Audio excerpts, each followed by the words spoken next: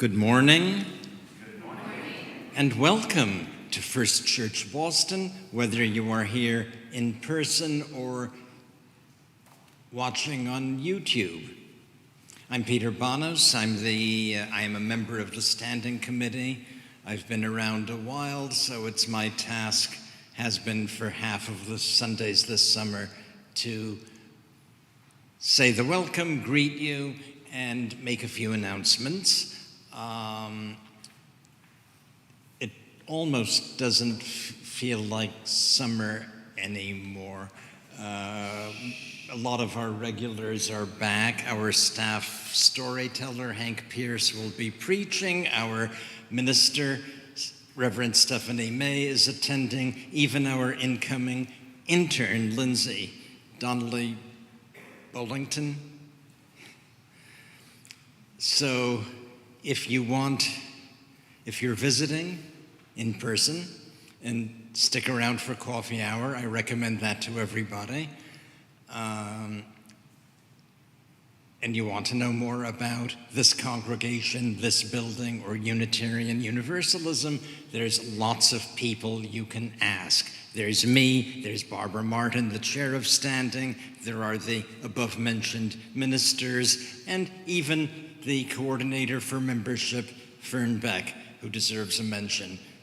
She's probably downstairs helping with a greeting. So, there's all that. Just a couple of announcements. As the order of service explains, we begin the church year typically with what we call water communion. If you've been traveling, bring back a small bit of water.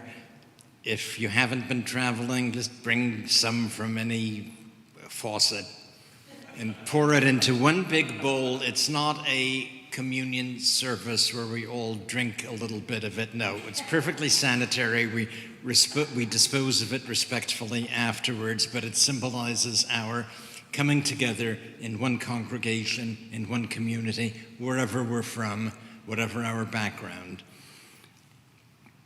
And the Common Read is next week. The Social Justice Committee has been promoting a reading of a fascinating book on repentance mostly from a Jewish perspective, and they've done a lot of thinking about this. I love Talmud. It's magnificent. And I can't remember the name of the book offhand, but Repair and Reparation. Thank you. I think there are copies of it floating around if you'd like to take a quick look. Or you can come and sit in with the group next Sunday, the 25th, after church. And even if you haven't read the book or looked at it, you can learn something. Is there anything else? I think I've said it all. Except, of course, for some things that I think Hank has to say in the course of the next hour. So let our worship begin.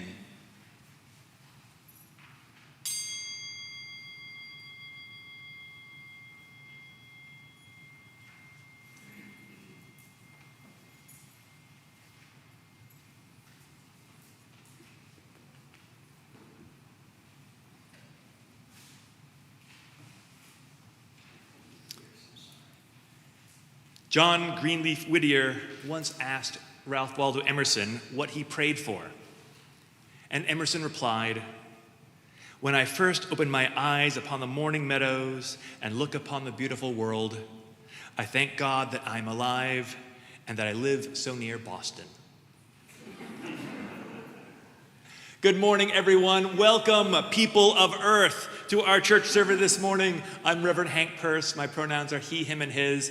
And it really is wonderful to be with all of you here this morning, as well as everyone who is tuning in from afar. It's lovely to look out, see those of you who I've got to know in the last year, see colleagues, see teachers, see an old friend from youth group from many, many years ago. Hey, buddy, it's good to see you, man. It truly is wonderful to be here. I will now light our chalice and you are invited to join me in the First Church Boston affirmation, which is printed in your order of worship. Oh, and please rise, yes. Love is the spirit of this church, and service its law. This is our great covenant, to dwell together in peace, to seek the truth in love, and to help one another. Let us take a moment just to turn and to greet those who have joined with us for worship. Let us wave at those folks online. You can shake hands or bump elbows or whatever's best.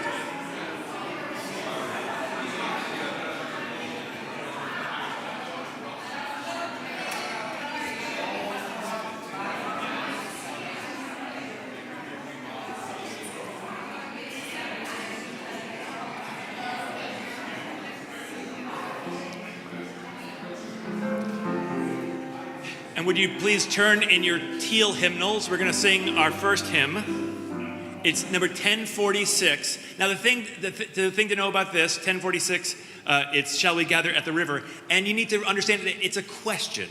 Shall we gather at the river? And then there's an answer, which is yes. And when you say yes, you want to emphasize the yes when we come to that part in the hymn. So please rise as you are able and willing, and we're going to sing our first hymn.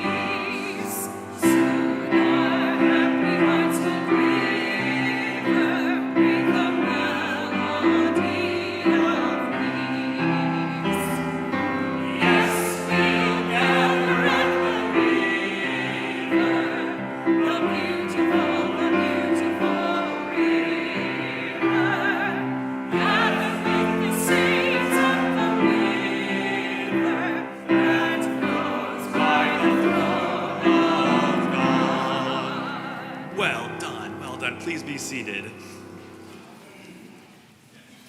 And now Peter will come up to lead us in the responsive reading.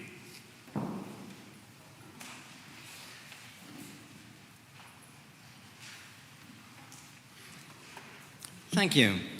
The responsive reading is number 596.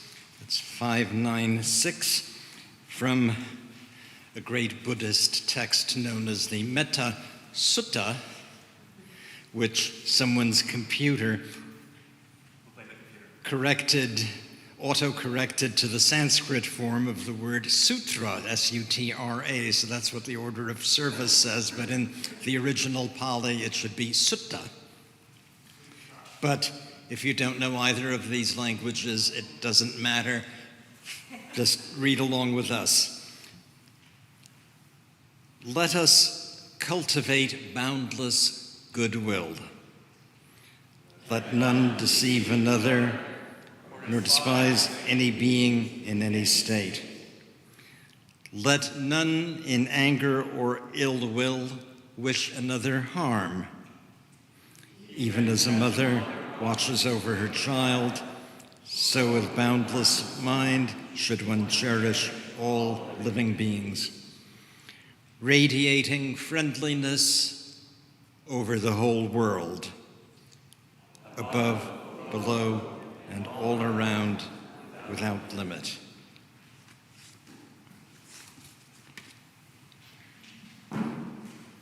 Music.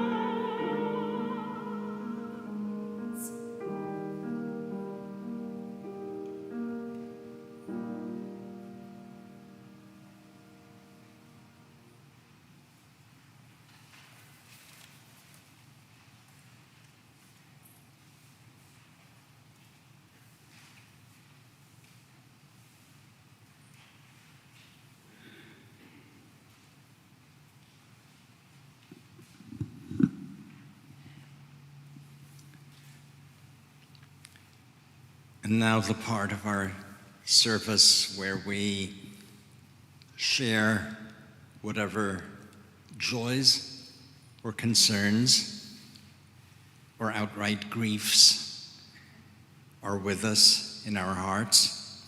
If you would like to share any of this with the community, gather our thoughts behind them, step forward. I'll give you the microphone. Introduce yourself if you like, and add a pebble to our little glass of water.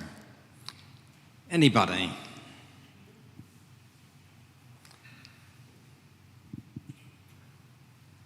Oops. David? My name is David Reno. I've been a member here since the previous millennia. And I would like to express a concern for my wife, Anna, who is now at Marina Bay Rehab, making very slow progress. She needs encouragement.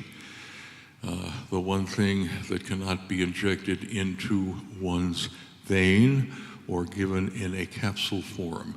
I thank all the people in this congregation who have visited her and give her words of encouragement. She would like many more.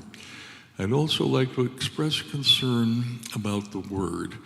You have heard many things about people who are opposed to the war in Gaza as being, quote, pro-Palestinian.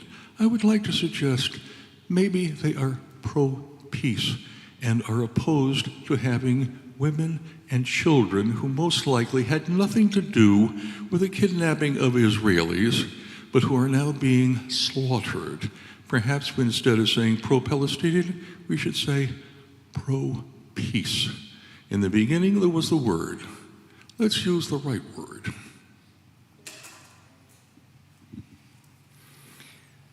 As Unitarian Universalists, I think we are called upon to be pro-human. Anyone else? The Reverend Stephanie. Hi, I just didn't want to miss the chance to say it's so good to be back. I had a lovely summer, but it's really wonderful to see you all, and I hope you come back next week when I do summer service. Thanks.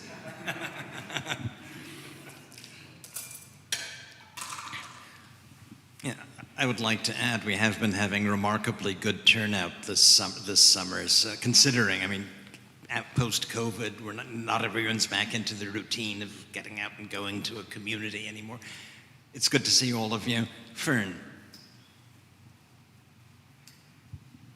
Well, I want to share with you and compliment on your singing before. I've never heard our group be so spirited in We Shall Gather by the River.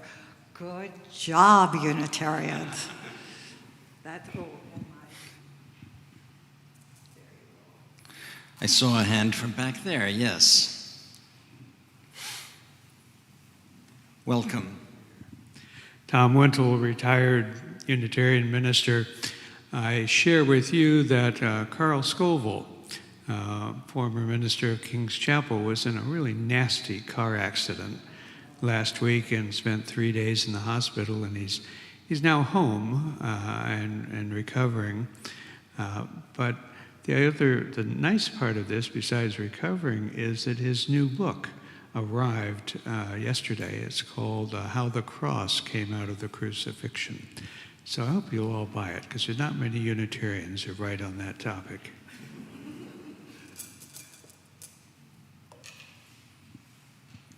Carl Scoville was minister at King's Chapel, which many of you already know is one of the more on the Christian end of the Unitarian Universalist spectrum, but they support the same things we do, basically. They're good Unitarian Universalists. Anyone else?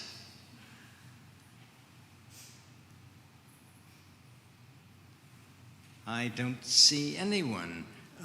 In that case, I will. Did you want to say something? No. Okay. I will make a blanket statement with put in a pebble on behalf of whatever was not mentioned but is still important, is still dear to one or more of us, in some cases, for all. And now I get to return the microphone to its proper place, the hand of our preacher. Good. Thank you. Let us open our hearts in prayer. Thou who art the vital center of our lives, we know that your presence is not called up by much speaking. Rather, may we honor your presence in the absence of noise. Thou, though we may not be on close terms, we would recognize the need for your help. There are many times when we cannot go it alone. When we would be strong, we discover that we are weak and need the confidence of your presence. When we would be good, we often forget our resolve and slip into evil and sloth. We need the vision of transcendent presence which you offer to us, encouraging us to be better than we are, challenging us to high resolve and a love that cares. This morning we think of those struggling in pain, whether nearby or far away. We think of those who are hungry and lonely. We think of those who are in war zones. We think of those who are grieving. And we lift up the name of the Reverend Walter LaFleur, who passed away just this week.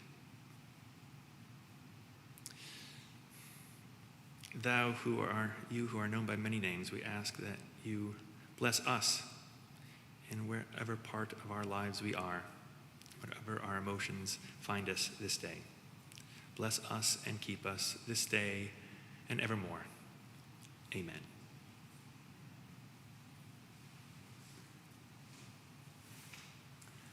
The first act of transformation is the giving of oneself.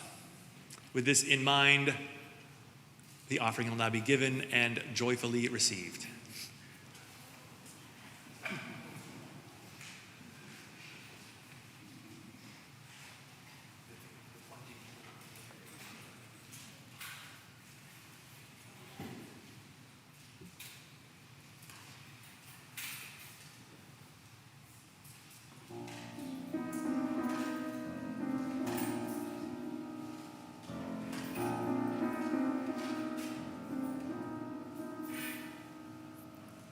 Let me see the world with clouds.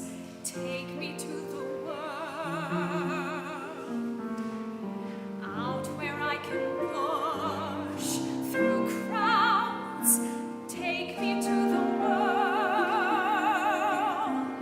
a world that smiles with streets instead of aisles. I can walk for miles with you. Take me to the world that's real. Show me how it's done. Teach me how to laugh, to feel. Move me to the sun. Just hold my hand whenever we arrive. Take me to the world where I can be alive.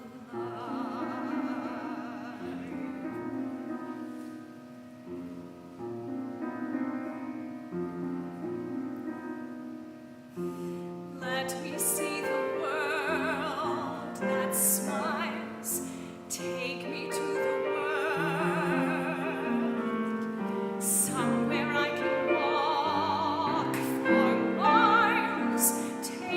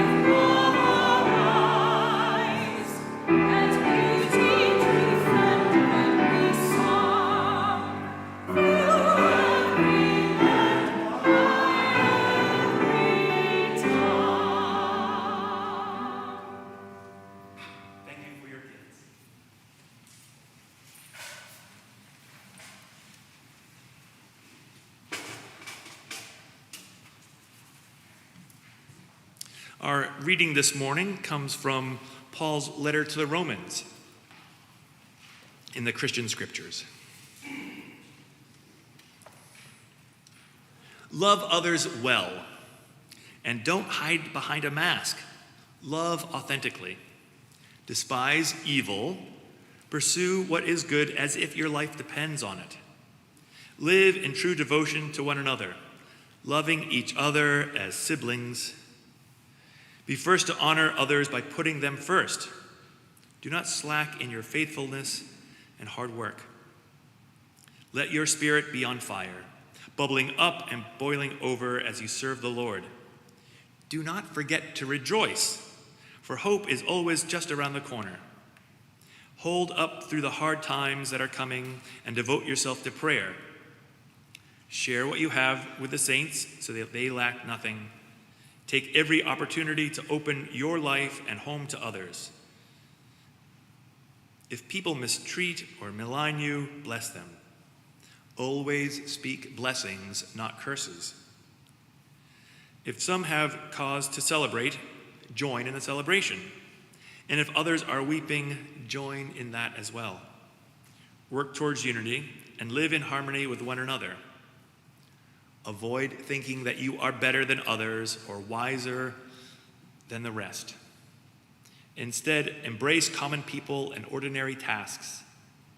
Do not retaliate with evil, regardless of the evil brought against you. Try to do what is good and right and honorable, as agreed upon by all people. If it is within your power, make peace with all people. Again, my loved ones, do not seek revenge. Instead, allow God's wrath to make sure justice is served. Turn it over to the Lord. For the scriptures say, "Revenge is mine, and I will settle all scores." But consider this bit of wisdom.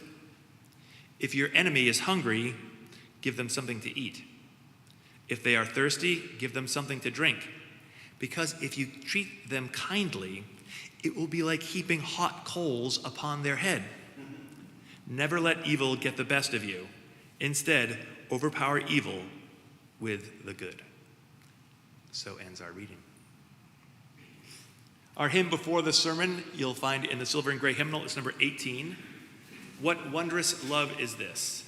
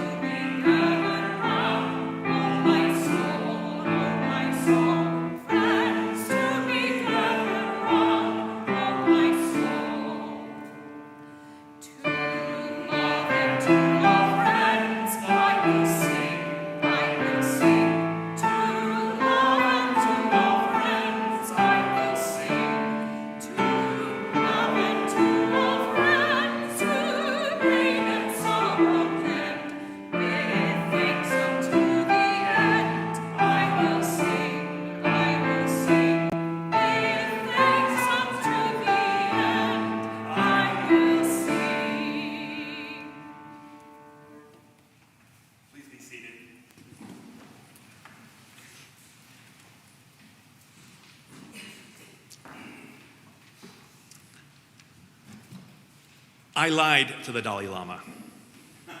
I wasn't planning on it, it just kind of happened. You see, many years ago, a Tibetan Buddhist community was established in the city where I served as the local Unitarian Universalist minister. They took over an abandoned nursing home, they renovated it, and since their leader was an old pal of the Dalai Lama, they were able to arrange for him to come and to bless the center the next time he was in the U.S. And I was given the honor of welcoming him on behalf of all of the clergy in the city. I still remember that Friday morning. It was sunny, and the whole building was festooned with banners and prayer flags, and everybody, the Tibetans and Americans alike, were decked out in their finest. People from across the whole New England region were there to witness the Dalai Lama coming to Medford. And when I saw a group of neighborhood kids had set up a lemonade stand, I knew that even the townies were enjoying the day. And I mention all of this because just a few weeks earlier, I had attended a very heated meeting with many of those same neighbors. There at the Buddhist Center, they wanted to sort of let the neighbors know what was going to happen, that the Dalai Lama was coming, and that there would be security, and that he's a head of state, so there'd be all sorts of security there, and the part of the problem was that the folks at the Buddhist Center were very soft-spoken. The neighbors were upset because they didn't quite understand what was happening. And the chief of police, who, to be honest, I think the only reason why he was there was because he really loved Kung Fu. He was there, and his presence did not instill a sense of harmony with everyone else who was there. At the meeting, I remember a couple neighbors were worried about their flower beds. They seemed to have in their minds that somehow crazed Buddhists would be trampling all over their flowers in their front yards. And then at one point, the police chief and another member of the community got into each other's face and were expressing some very un-Buddhist opinions at a very un-Buddhist volume. Now, I have to tell you that I'm sitting there, I'm watching all this, and I wanted to stand up and just say, hey folks, look, it doesn't matter how upset you are, the Dalai Lama is still coming. But I thought better of myself. Instead, I was able to reframe the situation, allowing folks who didn't know that much about Buddhism to understand the importance of this event for the city, for this group. I was able to explain that the people who would be coming to see the Dalai Lama would be more like pilgrims than like crazed Beatles fans in a movie. One member of my church whispered 2 words in my ear, and I used that as a way to sort of help everyone understand the importance of this day. I said, it's as if the Buddhist Pope is coming to Medford. That people understood. Even though the Dalai Lama isn't the Buddhist Pope, but people understood all of a sudden, oh, the Buddhist Pope is coming to Medford, and what a great honor this is.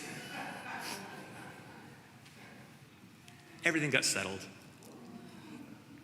People were excited. And on the day when the Dalai Lama arrived, the folks at the Buddhist Center couldn't have been more hospitable to everyone who attended, regardless of previous expressions of opposition or support.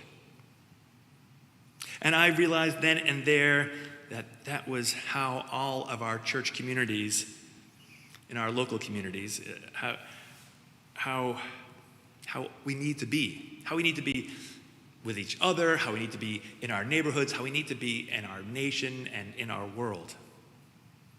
Hospitality has been such a key element in the history of all faiths, not just at the front door when people show up, but in our daily lives, which is where we really live out our faith. The word hospitality means the love of strangers. It is a message that we must continue to bring to those of whom we share this world with. It is a way of being that melts the culture of fear that so many experience in their day-to-day existence. Hospitality is a gift of community. We see it in those Christian scriptures in Paul's letters to the followers of Jesus. He's saying, continue to be hospitable. Live in harmony with one another. Don't be haughty. Associate with the lowly. Do not claim to be wiser than you are. Don't repay evil for evil. Live peaceably. And if your enemies are hungry, feed them. Thirsty, give them something to drink. And by doing so, you will heap hot coals on their heads. Now, we never get to actually read the letters that Paul is responding to. But you can imagine what they say and what they're about. These are people who are new to this faith, and they don't know what's expected of them. How should they act with one another or with the outside world? Much like I'm sure each and every one of you thought when you first arrived here at this church, or perhaps some other church. You wonder, will I have to kneel when I go to this church? How does this coffee hour thing work? Do I need to actually stay for an hour? Where's the bathroom? Is it cold in here for some religious reason? The folks in that community that Paul is writing to, they're probably wondering about how friendly they should be to people who weren't Christians. Perhaps they were thinking, could we attract new people by being aloof? Make people think that we are really cool and mysterious, and that only really cool and mysterious people know about us. And if you hang out with us, then you too will be cool and mysterious. We have those same questions about ourselves, don't we? We want to be hospitable and welcoming to people who show up and visit here, but you don't want to come on too strong. We want folks to know that we want them here, but we don't want to seem desperate. We don't want them to think that we're just being a little creepy. We need them. We need people to come into our religious communities. But we also need to remember that people come to a religious community for a reason, or a few reasons. A need, a desire to make meaning in their lives, the need to be of use. I wish I could say differently, but I wasn't thinking any of that when I ended up lying to the Dalai Lama. I wasn't thinking about being hospitable. Well, maybe I was, but I was wondering about how I should greet him. See, since I was representing all of Medford's religious communities, I thought, what should I do? Is there something I should present to the Dalai Lama? Was there a gift of some sort that I could ask? I contacted the director of the Kurikula Center in Medford, and I said, should I be presenting the Dalai Lama with some sort of present or an offering or something? And she said, oh, no. She said, well, traditionally, if you were a Buddhist, you would present him with a white scarf, a white silk scarf. You've often seen this, perhaps you've seen this. People present him a white silk scarf, which he then blesses and turns back over. But she said, but you're not a Buddhist. Don't worry about that. You know what the Dalai Lama really needs? He's a simple monk. And where he lives most of the year, it's not really all that warm. What the Dalai Lama really, I bet, would like are some woolly socks. And then she said, but, they need to be, saffron color. They need to be orange or saffron color. And I said, thank you very much. I hung up the phone, and I thought, don't want to present him socks. To be honest, I also thought, like, if she thought of presenting the Dalai Lama some woolly socks, then everyone's thought of presenting the Dalai Lama some woolly socks, and I don't want to just give him a gift everyone else has given him. I thought, what gift could I get for the Buddha incarnate? I was driving myself a little crazy. I asked myself, what do you get for the man who has nothing? I sent emails out, this was the days before social media, I sent emails out to all my friends, including other clergy there in Medford. I said, what sort of things could I present to the Dalai Lama, as a gift? And all I got back were jokes. All I got back were jokes. The best of which was from the local Catholic priest who said, how about a t-shirt that says, what would the Buddha do? Well, when the day came when I was going to greet the Dalai Lama, I hadn't found anything. And I'd made peace with the fact that I had nothing to offer him but some warm words and a smile.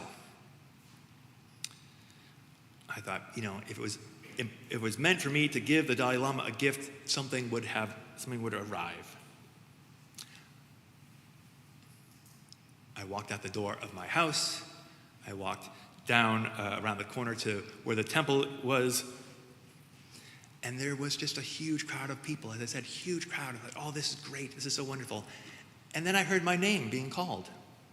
And I saw that it was my pal Andrew, a buddy of mine from my Masonic lodge. And he's waving me over. He goes, Hank, were you able to find a gift? And I said, no. He said, I saw the email. He said, this morning, I thought I took the morning off work. I thought I'd come and see the Dalai Lama. But I stopped by Kmart on the way here, and I got you a hat. What? And he pulls out from his pocket this orange, like that sort of like international orange, like hunters wear hat, like a little knit hat, a toque, as my Canadian wife says, a little toque. And I was like, oh, that's great, thanks so much. And I stuck it in my pocket, and I walked in and soon forgot about this hat in my pocket. Well, eventually, after I'm chatting with all the other people there who are waiting to meet the Dalai Lama, eventually a big long line of limos come out. A pull up, and then out comes the Dalai Lama. And the whole time I'm practicing what I'm going to say. Now, the first person who walks into our room is a Tibetan monk who is holding a boombox that is playing a recording of a sort of Tibetan alpine horn, which I think is the way that the Dalai Lama is supposed to be welcomed in, but they couldn't actually afford an alpine horn or find one, and so they just had this monk show up with this, in his orange robes, and this big boombox playing this horn. And I thought, well, that's a little different. Okay, we're all coming in, and then the Dalai Lama walks into the room.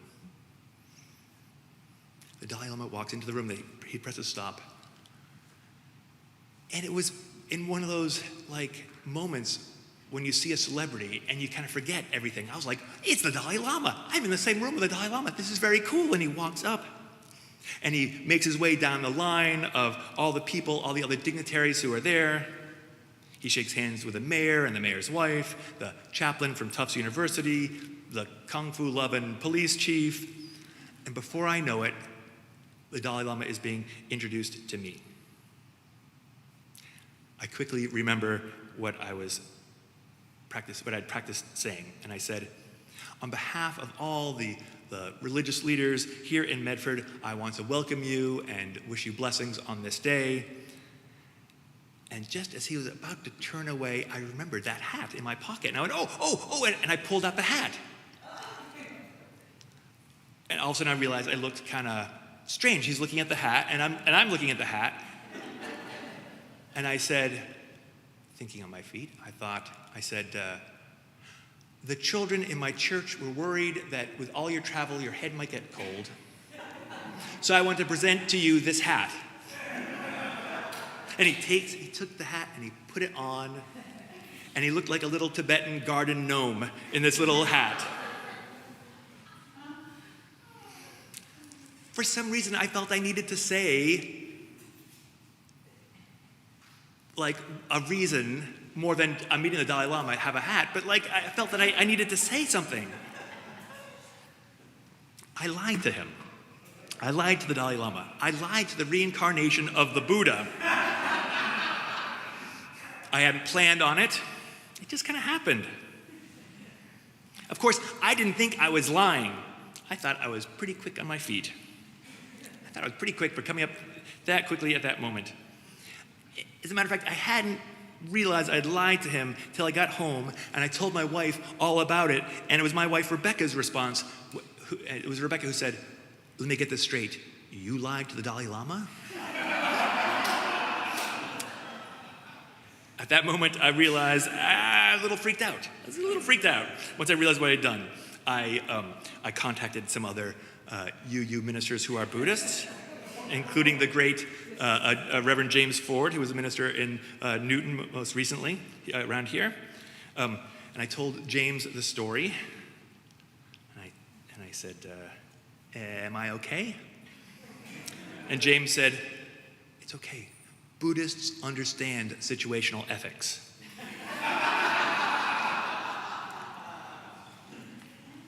I guess I was just trying too hard to be hospitable, but at least I was trying. St. Paul says that we should accept one another in our diversity because God has accepted all of us. He says that faith is expressed through our mutual love and acceptance of one another. At the time, Paul was saying these things to show folks that the traditional teachings of hospitality would still continue, teaching the early Christians that they should not be out of step with the rest of the world that they lived in. Today, when we hear those things, we realize how much things have changed. We have yet to see the leaders of our nation feed our enemies if they are hungry. They are not overcoming evil with good. We are not killing our enemies with kindness. We are just killing them. Someone once said that we come into our full humanity only in relationship with others. And for us to not be warmly hospitable is the moral equivalent of not feeding the hungry. There has to be a welcoming culture in this and every congregation. A culture of hospitality has to permeate our personal faith. And do you know why? Because it's unacceptable to deny religious community to any person. And this is true in our wider world as it is here within our own congregation.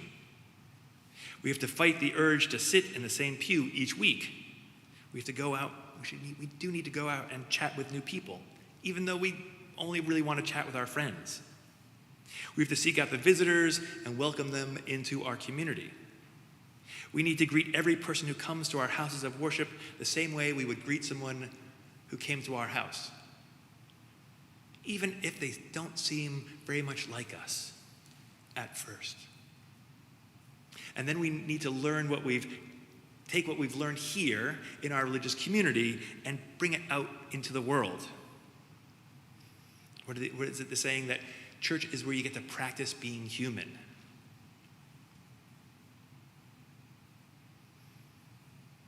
We in the liberal churches, the liberal faiths of America, we have our work cut out for us because we must work to make sure that all of us can talk about our religious values as religious values and not just the policies of one political party or another. We forget that we have our own good news to celebrate and promote, one different from other religious communities, one different from political parties. Our Unitarian Universalist congregation should be seen as cradles for imagination. Yes, our congregations are places where people find sanctuary from the world, but also places where our energy can be restored, our batteries get charged. We must create communities where we can practice saying yes. At the end of the day, when the Dalai Lama had already been whisked off to MIT for another much louder and probably much more important set of folks to greet, I had a chance to speak with that director of the Buddhist Center. I congratulated her and thanked her for being so hospitable to me and to all the clergy there in Medford who came out. And she told me that she wanted to thank me for making that day possible. She reminded me that I was the first person to greet them when their group arrived in the city. I was the one to make sure that they met the mayor, and that they were invited to clergy meetings. They told me that the warmth and hospitality that I'd shown them convinced that they needed to celebrate the arrival of the Dalai Lama with the whole of the city. It was a great honor to meet the Dalai Lama that day. But it was an even greater honor to realize the impact that me being friendly made upon this group of people. Something that each and every one of us can do, whether you're meeting the Dalai Lama or just the person that's moved in next door. This is our task. Our final hymn this morning, you're going to find in the silver and gray hymnal, is number 114. This is my father's favorite hymn. Number 114, Forward Through the Ages. Please rise as you are willing and able.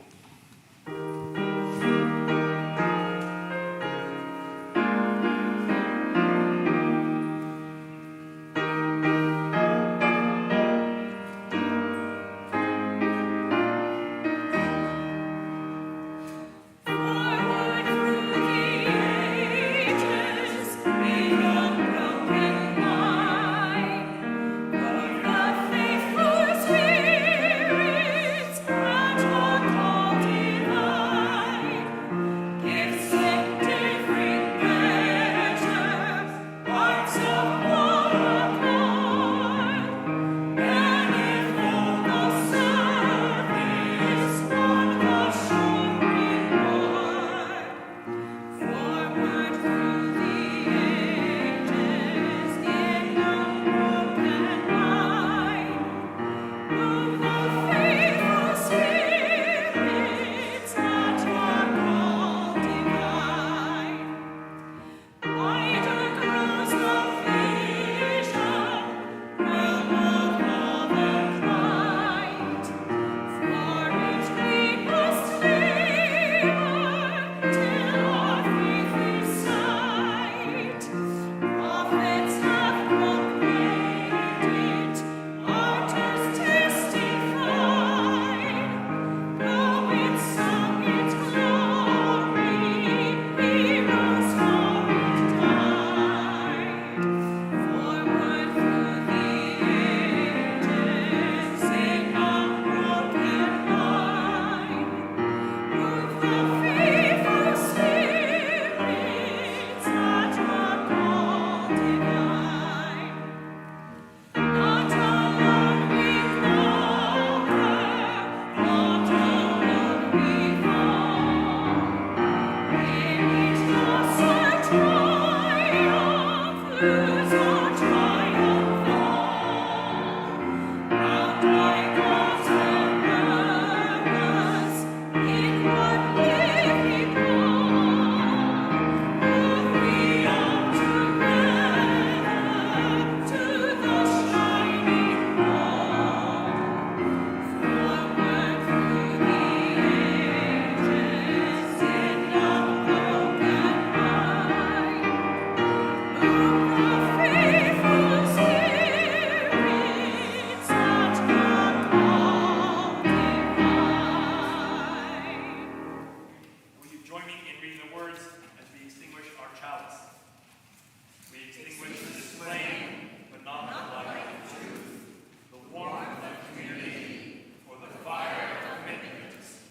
These we carry in our hearts until we are together again. Our closing words come from Peter Rollins and the Icon community in Northern Ireland. The task has ended. Go in pieces. Our faith has been rear-ended, certainty amended, and something might be mended that we didn't know was torn. And we are fire, bright burning fire, turning from the higher places from which we fell, emptying ourselves into the hell in which we'll find our loving and beloved sibling, friend. And so, friends, the task has ended. go in pieces.